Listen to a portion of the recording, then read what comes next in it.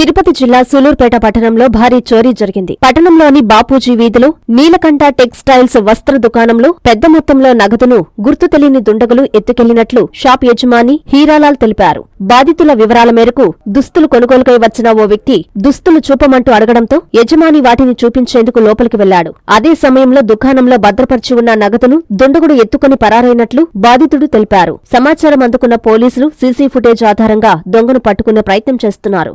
అంగడి పేరు నీలకంఠ టెక్స్టైల్.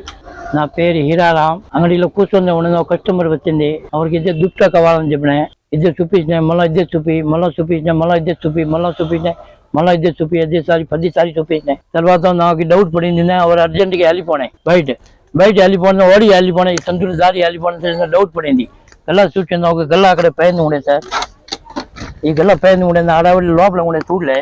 గల్లాల డబ్బులు తీసి మొత్తం వెళ్ళిపోయినాయి. 1,10,000 అసెంబ్లీ కోసం పెట్టినాయి. రేపు పార్టీ వస్తుంది ఒకటి. సోమవారం సండే పోవాలని సరే నా అతి పెట్టిన డబ్బులు అన్ని లోపల తీసేసరి రేపు పోవాలని. ఇది కోసం ఇంకేం జరగలేదు సార్. కొంచెం న్యాయం చేయండి సార్.